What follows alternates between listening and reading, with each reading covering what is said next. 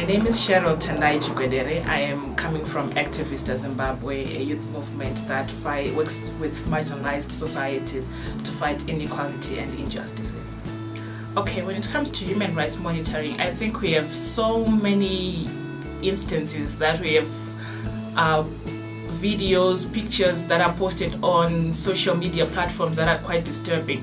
And as for us, the youths, I think that is a platform for us to step in. When you see something happening, when you see a post, it is up to us to decide on what we want to do, or to decide on which human right activity we want to focus on, we want to take on, so that we protect ourselves, we protect each other from whatever happens out in the outside world, because it can be a cruel world out there. And most of the times it is us, the youths, who will be seen posting stuff that is so disturbing. But instead of just taking pictures and posting, I think it's high time that we focus on saving each other, we focus on protecting each other. My name is Tondare Lumbo. I am a member of this county and the Secretary General of the Revolutionary Freedom Fighters. I think the youth have managed to use the internet to a great extent, especially the urban-based youths. They've actually turned to the social media and to other various modes of communication that are brought about by the internet to actually speak out on human rights violations, to actually encourage even each other to go and register to vote, so that they'll be more participating. So as more people tend to participate in democratic processes, the more the processes become more legitimate, and the more the people are looking forward to bringing the change or to electing leaders whom they want. Then you will find that even this will have an effect in the number. This has had an effect on the number of people who have registered to vote, and also on the number of people who are willing now to participate in the electoral processes. Because usually the youth tended to actually leave this to older men, and you find that very few people are used to register to vote. And this election, we are finding out that there are more youths that have registered to vote, and there is a greater number of people that have registered to vote than the previous years or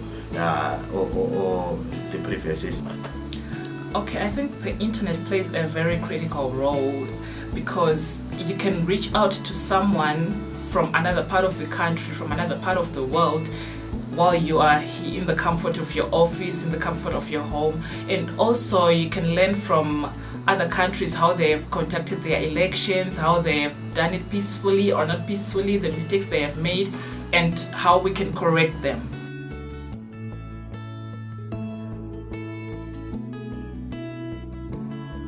I think there's a lot of fear that is in the youths, whereby if you start mentioning something about election monitoring, they fear that you'll be tagged as political, and with a lot of human rights violations, political violence that has happened in the past, fear is the main aspect that is affecting youths, and also ignorance, not knowing what to do, what to post and how to post it, so that you'll be safe in the end.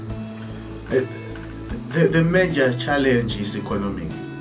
You'll find the cost of actually being on the internet is exorbitant in Zimbabwe.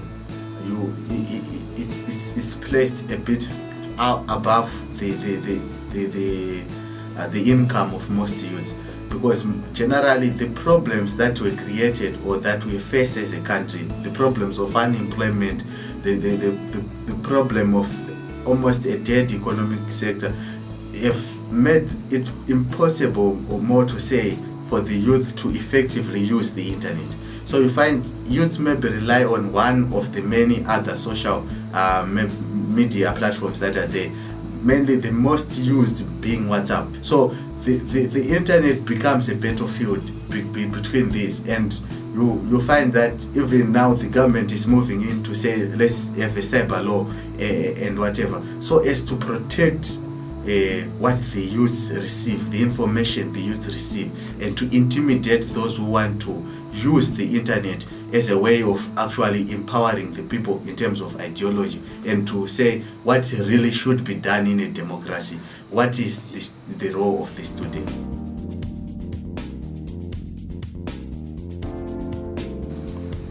the current environment, because the cyber law hasn't really been understood even by those who want to implement it, we can say there is still that room for the youth to use the social media. But we have had bad elections in Zimbabwe where people have been maimed and killed, and these things, it is as if it is hearsay, because there wasn't like that monitoring, effective monitoring, that I can take a video of people being actually maimed because of their political. But now, if such a thing happens in Mzarabani, you possibly receive a WhatsApp message saying in Mzarabani people have started being beaten. So that in itself puts more pressure on those who are perpetrating violence to want to be more careful in when they get to the ground and start to do all such evils, or even deter them from doing such evils. So the environment, we can say, is 50-50.